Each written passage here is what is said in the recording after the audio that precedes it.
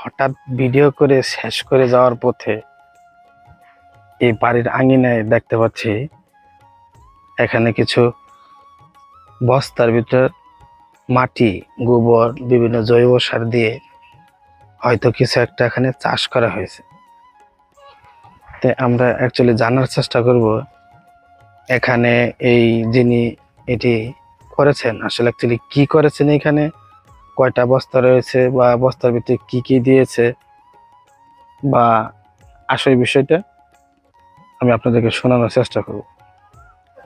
এই পাশে লক্ষ্য করে দেখলাম মামার কি খুব সুন্দর দুইটা গরুর জন্য এটা হলো গোয়াল ঘর। তার পাশে খড় রয়েছে, এক পাশে রেখে দিয়েছে। তার পাশে যদি আমরা খেয়াল করি এখানে কিন্তু গরু মাঝে মাঝে বেঁধে দেওয়া হয়, গরু এখান থেকে খড় খায়। তার পাশেই কিন্তু করা হয়েছে আদা চাষ। এখানে আদা এই যে আগেই মাটি আইনা থুইছিলাম হুড়ো খেতে থেকে, দুলদুলা মাটি আইনা থুয়ে পরে বাজার থেকে মাটিতে সার পটার আইনা মিশাইয়ে কুবাইয়ে বস্তার মধ্যে মাটি উঠায় পরে আদার বড় বড় দানা লাগাইছি। গতবার লাগাইছিলাম কয়েকটা, তাতে দেখছি যে ভালোই হয়েছে। এবার ওই কারণে বস্তা আরো বাড়ায় লাগাইছি। এখানে কয়টা বস্তা আছে মামা? এখানে বস্তা আছে মনে হয় 30টা। ছোট্ট এই বাগানটি পারিবারিক ভাবিত করেছেন, তাই তো? হ্যাঁ হ্যাঁ, এটা কোনো এখানের উৎপাদিত ফসল কি বিক্রির উদ্দেশ্যে এই বাগানটি করেছেন না অন্য কিছু একটু না, জানাবেন? এটা নিজে খাবার লেগেই করি, বেশি হইলে পরে বেচানো যায়। এই যে প্রতিটা বস্তায় মাটি বা জৈব সার দিয়েছেন, কি পরিমাণ দিয়েছেন? এটা বলতে গাবলাতে মেপে দিচ্ছি আচ্ছা, কি পরিমাণ? 2 গাবলা, আরো অল্প সাইডে করে মানে এক পরিমাণে দিছি আর কি। এই মাটিগুলোতে কি কি মিশাইছেন যদি একটু জানাইতেন? মাটিতে দিছি মাটি, পটাশ, তারপরে গোবর, গুঁড়া গোবর শুকনা করে। আর একটু জানতে চাই প্রতিটা বস্তায় কি পরিমাণ জৈব সার বা সার আপনি দিয়েছেন, পরিমাপ মতো কিনা আমাদের যদি এখানে একটু বিস্তারিত যদি একটু জানাতেন। এলে তো পরিমাণ আসলে ওই যে মিলে দেওয়ার লাগে ওই মিলে দেওয়ার পাই নেই। ব্যক্তির লেগে 2.5 কেজি সারাই নে, আর পটাশ 2.5 কেজি, মাটিটা 3 কেজি দিয়ে মিশাইয়ে কুবাই মিশাই পরে করে দিচ্ছি।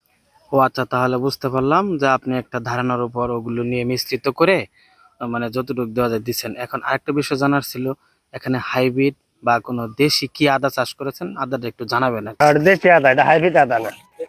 আর এই যে সরকারি যে আদা ওগুলা না, এগুলো আমার ব্যক্তিগত ভাবে এই যে দেশি আদা।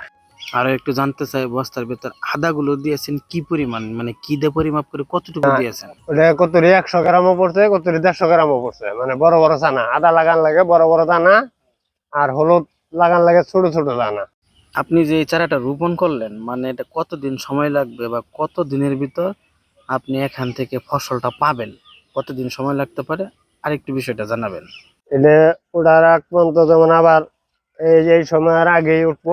তাহলে তো অনেক সময় বছরটাই লেগে যাবে। হ্যাঁ, বছরই লাগে, বছরে কম লাগে। তুলতে তুলতে মনে করো বস্তার মধ্যে একটু দূরে করে তুলি, অন্য অন্য কামের ওই তো যদি আপনার গাছগুলো যদি ভালো হয় তাহলে এই প্রত্যেকটা বস্তা থেকে প্রতি বস্তা থেকে আপনি যে পরিমাণ দিয়েছেন ফসল পাওয়ার সময় এখান থেকে প্রত্যেকটা বস্তা থেকে কি পরিমাণ হতে পারে, মানে পরিমাণটা একটু জানতে চাই যদি আপনি বলেন। 0.5 কেজি, 3 কেজি, 1 কেজি হয়। হ্যাঁ, তাহলে 1 কেজি এটা আবার বস্তা এই করে দেবো কাটতে, যে যেমন এটা যখন আদাটা গাছ বড় হবো, আদার চানা বড় হবো, তখন এই যে বেলেট দেবে পুকুল দেবে কেটে কেটে এই করে দেওয়া লাগে, মানে জায়গা করে দেওয়া লাগে। দর্শকদের পক্ষ থেকে আমার জানার ছিল আপনি যে গাছটি লাগাইছেন কতদিন হয়েছে একটু জানাবেন। এই আদা গাছ গতকাল লাগাইছি। এটা পানির ব্যবস্থা মানে কি? পানি পুনি দেওয়ানো লাগবো না, কিছু করানো লাগবো না। যদি দিলে বস্তার মধ্যে ই দিছি পলি কাগজ না, পানি জমে থাকে, তাহলে এটা বেলেট দিয়ে সাইড দিয়ে কেটে কেটে দিব। মানে পানি লাগবে? হ্যাঁ, পানি লাগবো না, বরং পানি যদি জমে পানি বাড়াই করবো। আবার এই বেশি পানি জমে থাকলে তো আদা পচে যাবো। যেহেতু আপনি গত বছর আবাদ করছিলেন আমার মনে হয় এবছর আপনার আদা কিনতে হয়নি, তাই তো? হ্যাঁ, ওইটা থেকে অ্যাম্বিশন রাখছি বা নিজে খাইতেছি। হ্যাঁ একবার করলে হয়তো প্রথম দিকে দুধ ঝামেলা হয়, হ্যাঁ দ্বিতীয়বার আবাদ করলে আসলে প্রথমে যে সমস্যাগুলো হয়তো এবার কম হবে। হ্যাঁ হ্যাঁ হ্যাঁ হ্যাঁ, আবার আদা বাড়ছিল দেখে আবার এই দিক দিয়েও লাগাই দিচ্ছি।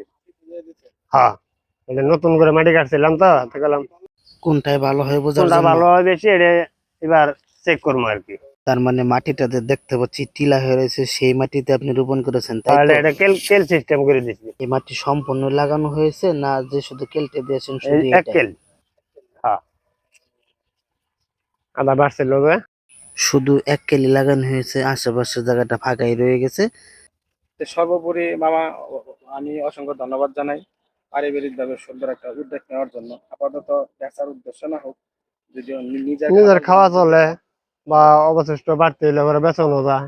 এখন দর্শকের উদ্দেশ্যে কিছু বলার আছে, তাদের এরকম মানে প্রতি জায়গা বা জমি আছে, তারা যদি চেষ্টা করে তারা খাওয়ার যদি আবুল করতে চেষ্টা পারে। করে করবার পাবো, ভালো লড়াই। তো ঠিক আছে, তো মামা ভালো থাকবেন। মানে হ্যাঁ, একরকম ইয়ে হইলে ওটা উড়ানোর মতো করুন যায়, যে কোনো জায়গা দিয়ে হবো, মানে বস্তার মধ্যে। ফাঁকা জায়গা হ্যাঁ, ফাঁকা থাকলেই। জায়গায় একটু রোদের ইয়ে লাগবে। আচ্ছা, ঠিক আছে মামা।